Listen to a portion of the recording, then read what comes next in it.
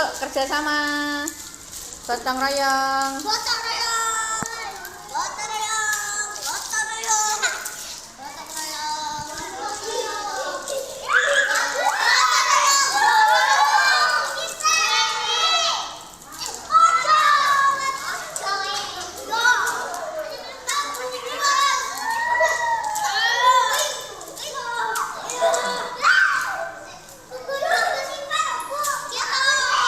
Sudah rapi belum? Sudah. Hore.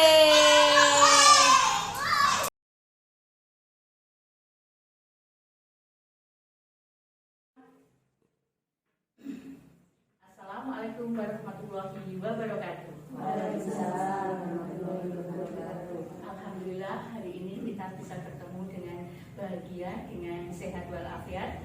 Puji syukur kehadirat Allah Subhanahu wa taala. Yang mana hari ini saya sebagai guru penggerak di angkatan 7 akan mensosialisasikan budaya positif di TK Dharma Wanita 1 Kedunggalan ini. Ibu-ibu, terima kasih. Shalawat serta salam tetap kita haturkan pada Nabi Muhammad SAW, yang mana nantinya kita tetap mengharapkan untuk syafaatnya di yaumul akhir. Amin. Hari ini dengan bahagia saya akan mensosialisasikan budaya positif ini untuk kita sebagai guru semakin lebih memasyarakat, semakin lebih merangkul anak-anak, tidak seperti dulu. Kita guru itu dulu diktator, ada hukuman, anak-anak harus menghukum di depan. Kalau sekarang itu guru itu harus merakyat, harus memerdekakan anak untuk anak itu bisa mengerti tentang kesalahannya sendiri. Jadi guru tanpa menghukum, anak itu sudah bisa memahami atas kesalahannya sendiri. Hari ini saya akan menjelaskan tentang keyakinan kelas untuk membangun budaya positif di sekolah dengan menerapkan segitiga restitusi. Ucapan umum, kita sebagai guru harus mampu memahami konsep pendidikan menurut Ki Hajar Dewantara, dihubungkan dengan konsep budaya dan lingkungan positif di sekolah yang berpihak kepada murid. Jadi guru itu sekarang harus berpihak kepada murid tanpa harus membeda-bedakan. Jadi kita guru harus menjadi teman, tidak menjadi atasan. Jadi murid itu seperti meluapkan emosi, meluapkan pemikirannya kepada guru itu tidak canggung. Yang kedua, kita sebagai guru harus melakukan evaluasi dengan refleksi tentang praktik disiplin dalam pendidikan Indonesia secara umum untuk mendapatkan pemahaman baru mengenai konsep disiplin positif untuk menciptakan murid dengan profil pelajar Pancasila. Profil pelajar Pancasila di sini tuh murid harus mampu bergotong royong, harus religius tentang keagamaannya, harus mampu budaya lokal, dan ketiga memahami peran sebagai guru untuk membangun budaya positif dengan menerapkan konsep disiplin positif dengan berinteraksi dengan murid. Kita sebagai guru harus mempunyai keyakinan kelas. Keyakinan kelas di sini adalah salah satu disiplin positif yang bisa kita terapkan dalam membangun budaya positif di sekolah. Dengan adanya keyakinan kelas, setiap warga sekolah diharapkan dapat mewujudkan tujuan pendidikan yang berorientasi pada profil pelajar Pancasila. Contoh keyakinan kelas pada pendidikan anak usia dini yaitu, hanya contoh ya ini, kalau keyakinan kelas pada SD SMP itu harus ditulis ditempel.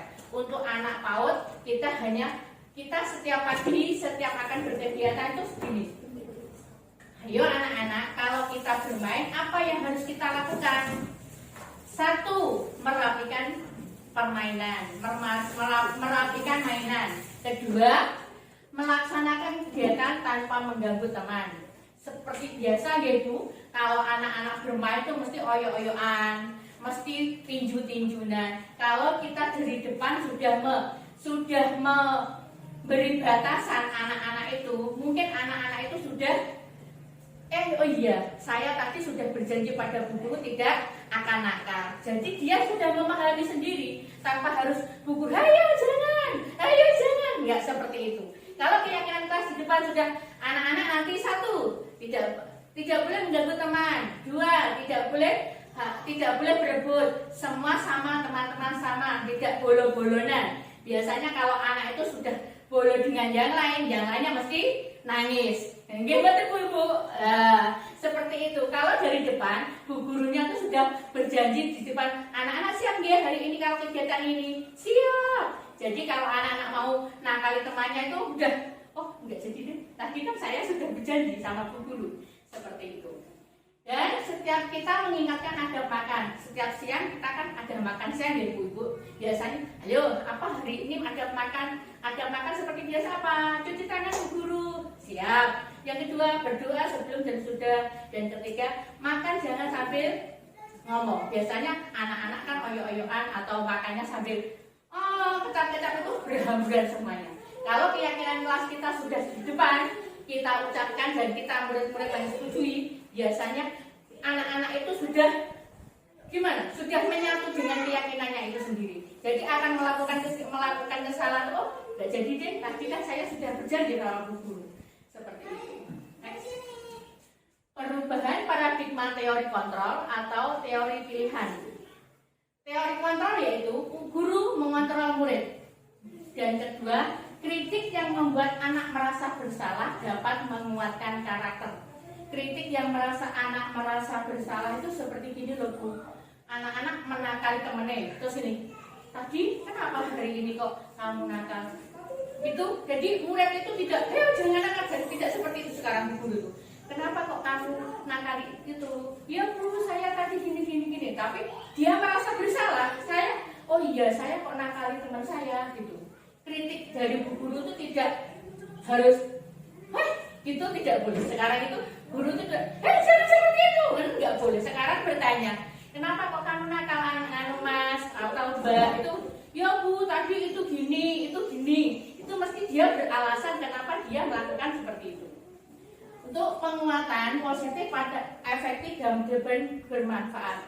Penguatan positif ini seperti jangan nakal. Nanti kalau kamu dicubit, sakit nggak? Iya. Tadi kenapa kok nyubit temennya sakit terus nangis? Oh iya bu, maaf. Terus minta maaf. Dia kan sadar sendiri tanpa harus dihukum. Orang dewasa memiliki hak untuk memaksa. Bila anak itu tidak meminta maaf, guru bisa memaksa. Ayo mbak, maaf-maafan karena apa? Kalau kita tidak maaf-maafan, nanti kita jadi temannya setan. Seperti itu cara untuk bu guru mendekatkan diri pada anak untuk saat ini. Next. Perbedaan hukuman dan konsekuensi. Dulu kita sebagai bu guru itu adalah menghukum. Tapi untuk sekarang harus dengan konsekuensi. Menghukum, perbedaannya antara hukuman dan konsekuensi yaitu kalau menghukum sesuatu yang menyakitkan harus terjadi. Seperti kalau anak kesalahan mencorek pekerjaan temannya, kalau bu gurunya begitu marah, anak harus ke depan, kaki diangkat, terus gini. Seperti itu namanya apa bu? Hukuman, betul. Tapi kalau sekarang sesuatu harus terjadi dalam jangka waktu lama itu gini. Mas, tadi kok seperti itu? Kalau seperti itu tuh kan, mau ndak bu. Seperti itu sekarang tidak kok harus gurunya memaksa anak untuk kalau dihukum membuat anak tuh sakit fisik itu kan. Kalau dulu pakai garis ya bu, digeblek atau dicubit atau apa, itu hukuman. Kalau sakit hati itu malu, harus ke depan, harus gini. Dilihat temennya kan jadi malu. Itu kan jadi beban mental anak-anak. Besok gak usah masuk lah, aku hukum kemarin. Nah, seperti itu. Untuk sekarang tidak boleh. Membuat anak merasa tidak nyaman dalam jangka waktu pendek. Anak itu didekatkan pada bu guru, terus ditenangkan, terus diberi pengertian itu dia sudah merasa oh iya gitu. Untuk paksaan, nah ini Bu, anak membenci kedisiplinan. Aku harus seperti ini, karena ada hukuman. Anak itu merasa disiplin itu dipaksa. Untuk sekarang anak menghargai disiplin. Oh iya, saya merasa bersalah jika saya nanti akan membuat teman-teman sakit seperti itu. Baik. Terdapat 3 langkah dalam segitiga restitusi. Dari langkah bawah, menstabilkan identitas. 2. Validasi tindakan yang salah. Dan 3. Menanyakan keyakinan kelas. Next. Keterangan di atas yaitu langkah pertama pada bagian dasar segitiga adalah menstabilkan identitas. Jika anak berbuat salah, maka ada kebutuhan dasar yang mereka tidak terpenuhi. Langkah yang kedua adalah memvalidasi tindakan yang salah. Konsep langkah kedua adalah kita harus memahami kebutuhan dasar yang mendasari tindakan anak berbuat kesalahan. Langkah ketiga yaitu menanyakan keyakinan. Penting menanyakan ke anak tentang kehidupan ke depan yang dia inginkan. Biasanya kalau anak-anak diberi tugas itu kan malas, main-main kok sama temennya. Terus, seperti itu tuh menanyakan keyakinan kelas tuh gurunya seperti ini. Kalau nggak mau melaksanakan tugas, Mas, contohnya Mas Ridho gitu. Mas Ridho, nanti kamu cita-citamu jadi apa? Polisi Bu. Loh, kalau polisi berarti Mas Ridho harus pintar, harus bisa mengerjakan ini. Oh, berarti dia itu harus berpikir, pasti kan mesti berpikir gitu. Itu terus dia melaksanakannya dengan ikhlas. Ketika mereka sudah menemukan gambaran masa depannya, guru dapat membantu mereka untuk tetap fokus pada cita-citanya. Melalui segitiga restitusi, kita dapat mewujudkan mereka menjadi murid yang merdeka. Mereka mampu menyelesaikan masalah dengan motivasi internal dan tanggung jawab terhadap pilihan. Seperti itu hari ini sosial budaya positif untuk kita menangani anak-anak untuk masa modern seperti ini, Bu. Anak-anak tidak bisa dipatahkan semangatnya, anak-anak tidak bisa dihukum. Nanti kalau dihukum pastinya akan meledak. Malah anak-anak itu tidak bisa disiplin, malah semakin melonjak pada keyakinannya. Oke, terima kasih untuk hari ini. Semangat pada ibu-ibu guru semuanya.